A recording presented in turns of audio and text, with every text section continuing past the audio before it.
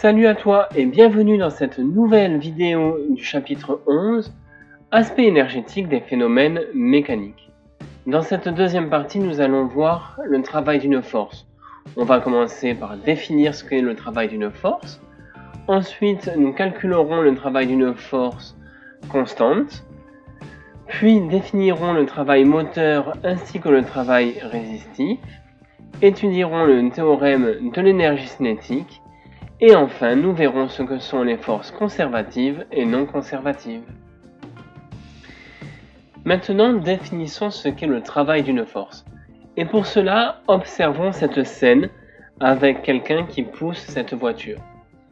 Au début, la scène est immobile.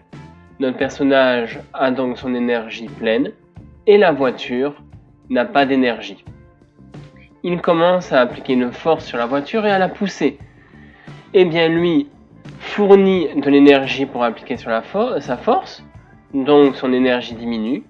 Par contre, l'énergie de la voiture, l'énergie cinétique de la voiture a augmenté. Ainsi, lorsqu'une force est appliquée en continu sur un système, notre voiture en mouvement, elle peut modifier l'énergie du système. Effectivement, entre l'état initial et l'état final, l'énergie de la voiture a bel et bien changé. Le travail est donc défini comme l'énergie fournie par cette force, la force qu'a appliquée notre personnage sur la voiture, lorsque le point d'application de la force se déplace.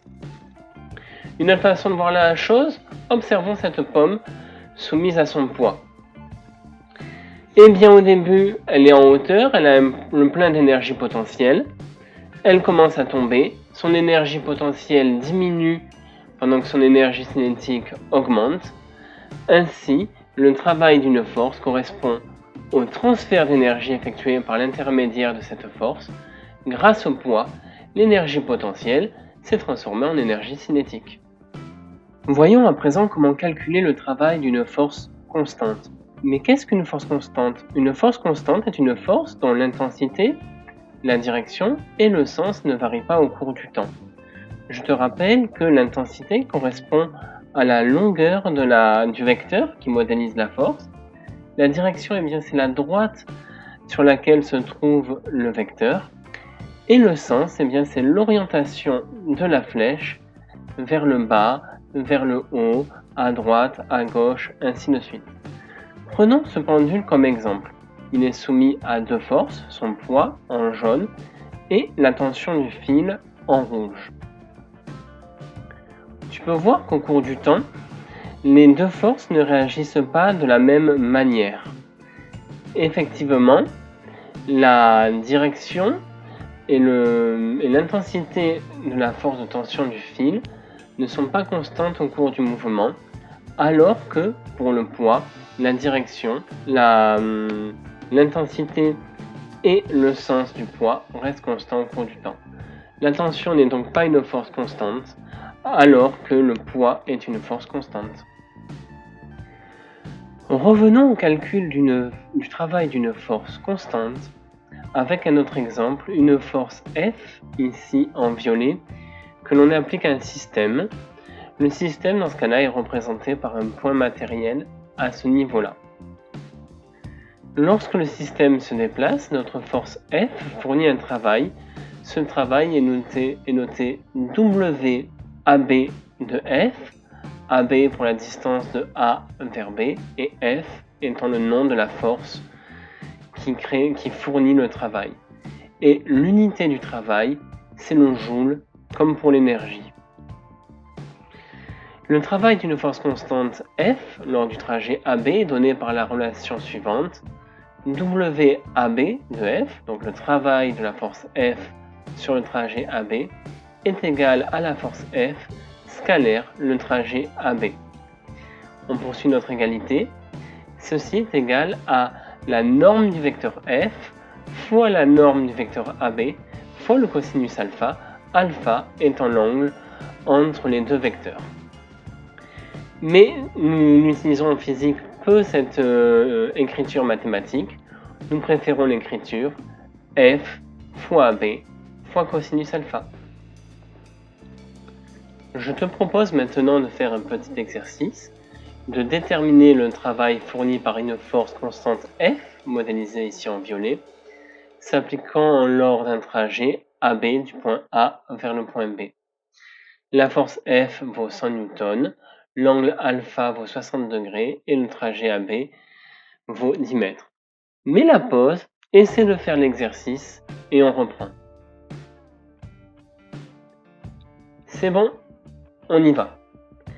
Donc, on sait que le travail AB de la force F est égal à F scalaire AB, ce qui est égal à la norme de F fois la norme de AB fois le cosinus de alpha. Je remplace mes termes. La norme de F, c'est 100 newtons, j'écris 100. La norme de AB, 10 mètres, on note 10. Et cosinus de alpha qui vaut 60, cosinus de 60, ça vaut 0,5. Alors là, attention, j'ai mis alpha en degrés, il faut que ta calculatrice soit en degrés et non en radians. On fait l'opération et on tombe sur 500 joules. Ainsi, le travail fourni par cette force au cours du trajet AB vaut 500 joules. Bon, j'espère que cette partie est bien claire pour toi. Si c'est pas le cas, c'est pas grave. Tu mets la pause, tu refais le calcul et tu reprends la vidéo un peu après. Maintenant, voyons ce que c'est que le travail moteur et le travail résistif. On vient de voir que le travail de notre force dans l'exemple précédent était positif. Mais ce n'est pas toujours le cas, il peut être aussi négatif, voire nul, en fonction de la valeur de l'angle alpha. Et pour que ce soit plus clair, on va faire quelques exemples. Premier exemple, la chute d'une pomme.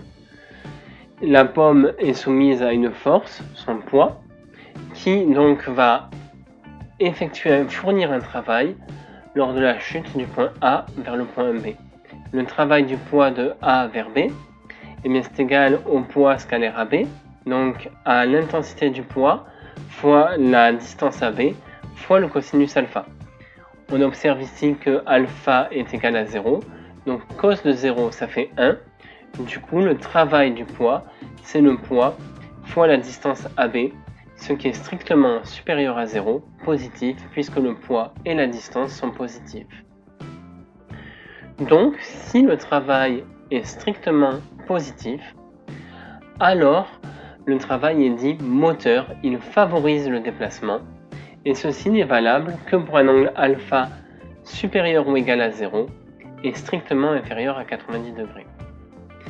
Maintenant un autre exemple, notre héros Superman va essayer d'arrêter un train et pour ça il applique une force F sur le train.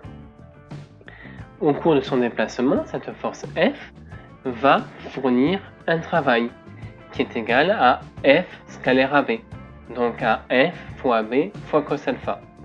On va voir quelle est la valeur de alpha, 180 degrés. Et bien cos de 180, ça fait moins 1.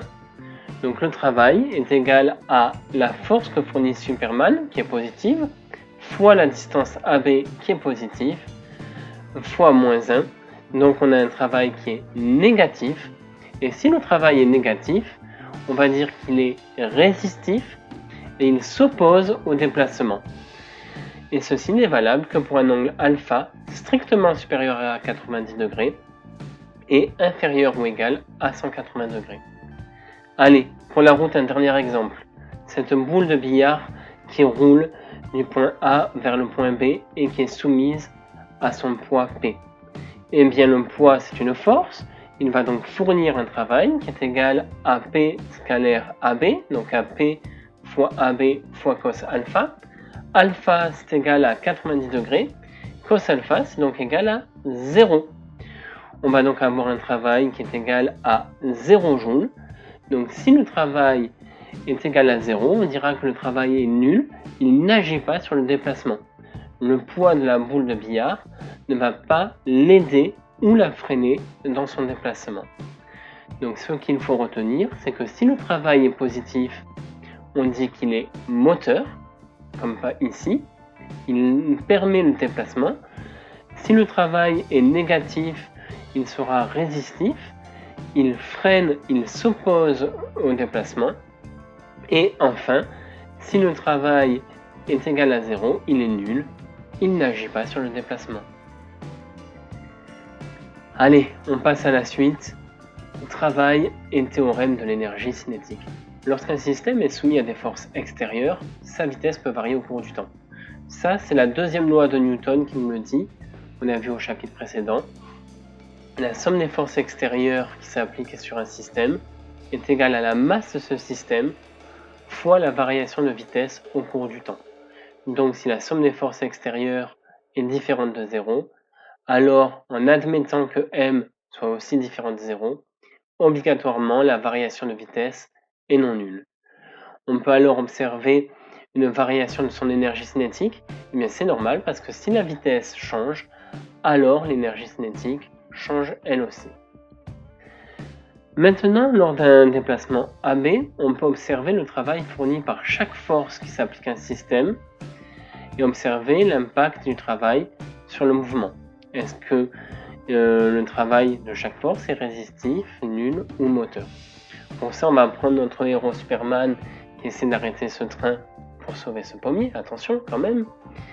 Et les forces qui s'appliquent sur le système train sont la force de Superman, le poids du train et la force de réaction du sol sur le train. Donc, Superman arrive à arrêter le train, tant mieux. Alors, le travail de la force de réaction, elle est perpendiculaire au déplacement, donc son travail est nul. Le poids, même remarque.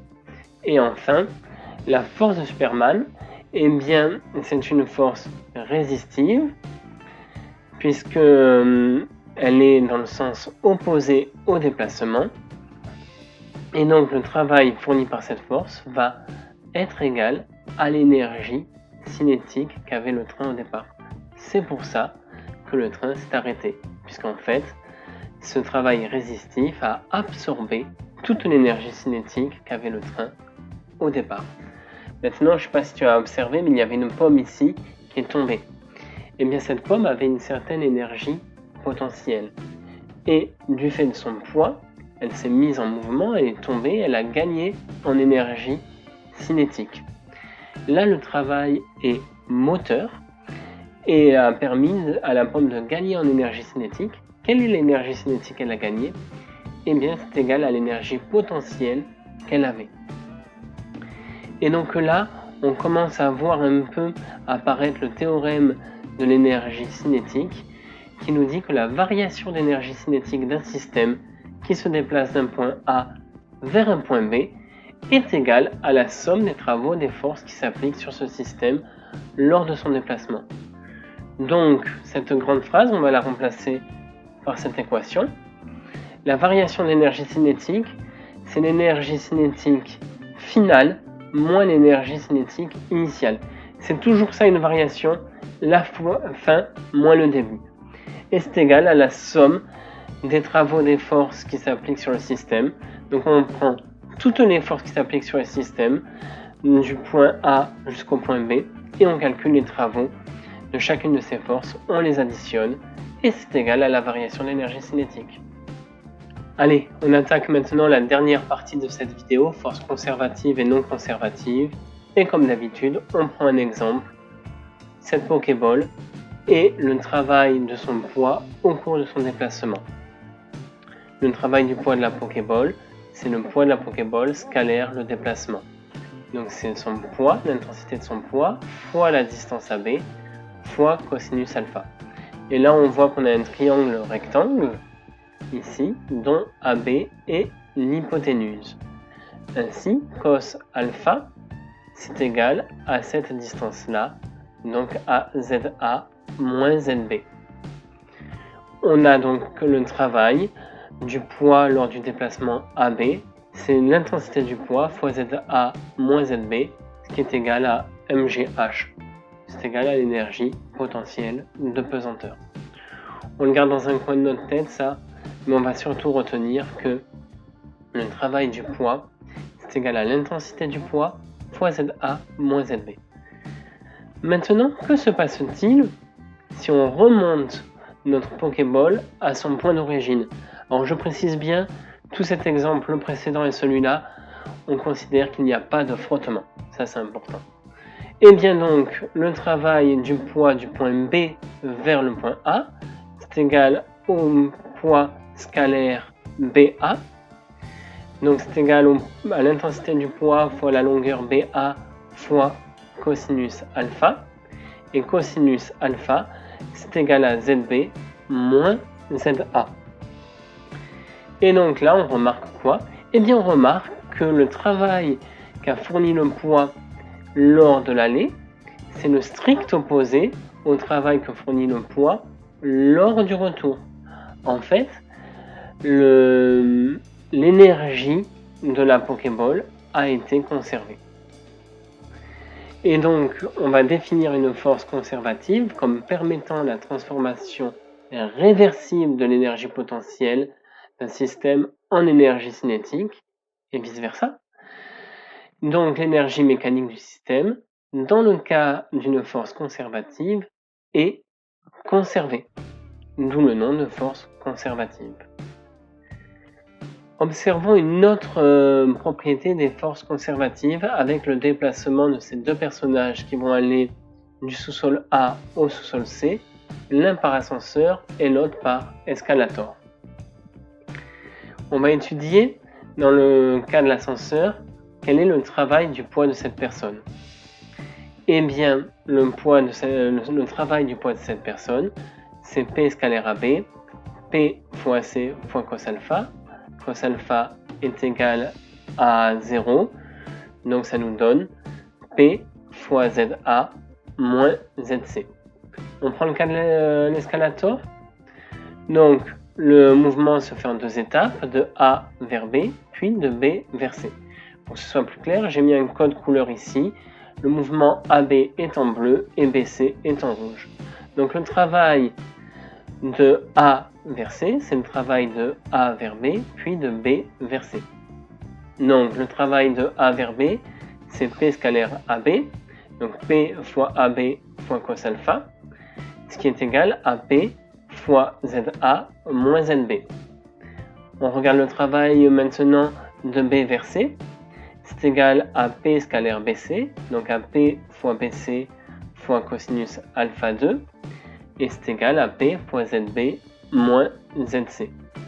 Et là, si on retravaille ce terme-là, on trouve que le travail du poids sur la distance AC, c'est égal à P fois ZA moins ZC. Oh, les deux termes sont égaux. Effectivement, le travail d'une force conservative comme le poids ne dépend pas du chemin parcouru. Que l'on aille en trace directe ou en prenant des détours, le travail du poids sera le même. Et les forces constantes comme le poids sont conservatives. Allez, un dernier exemple. Superman pousse une caisse du point A vers le point B et là, on prend en compte les forces de frottement. Quel est le travail de la force de frottement? La force de frottement est opposée au déplacement, son travail est donc résistif. Le système va perdre de l'énergie. Sur le retour, eh bien la force de frottement est encore opposée au déplacement. Donc le système va encore perdre de l'énergie.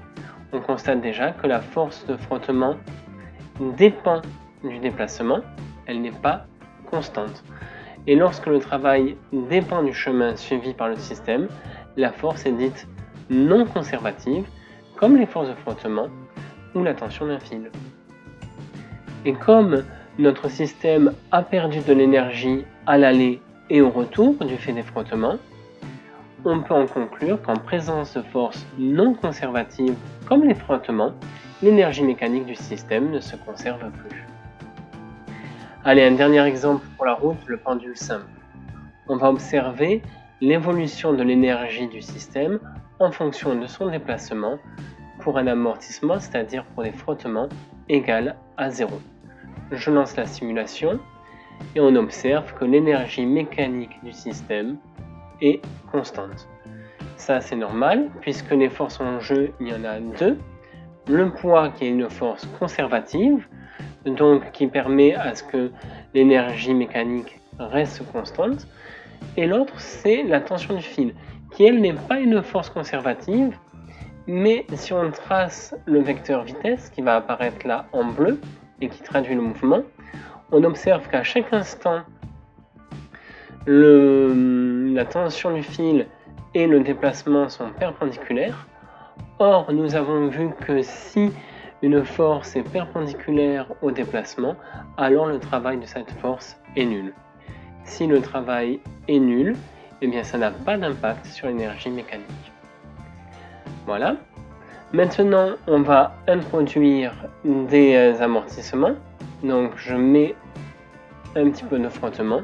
Et là, on observe tout de suite que l'énergie mécanique diminue. Donc, on constate bien qu'en présence de forces non conservatives, dont bien sûr le travail n'est pas nul, eh bien, l'énergie mécanique du système diminue quand c'est des frottements. Et bien voilà, cette vidéo est terminée. Merci de l'avoir écoutée et tu peux me contacter si tu as des questions.